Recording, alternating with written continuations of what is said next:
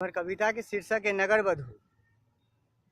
नगर बधू छी हम, हाँ हम नगर बधू छी। नगर बधू एहि लेल नहीं कि अपन नचवाबै छी अपन शरीर के, किछ कागज के टुकड़ा लेल नहीं। हम नगर बधू एहि लेल छी, राखै छी मान नगरक बेटी आ बहू के।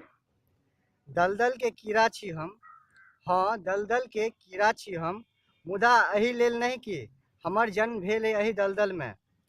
जाइत राखै छी नुका क, चरित्रवान के चरित्र और हुनकर पतिव्रता के बचा क। हम हिनके सभक फसायल हीरा छी हम, हाँ हम नगर बधू छी। कहियो घरक इज्जत हमहू रही, आब वेश्यालय के मीरा छी हम।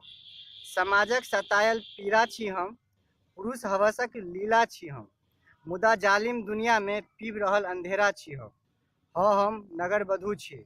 नगर बधू छी हम ही शक्ति के निर्माता छी, हम ही कामाख्या के पुजारी।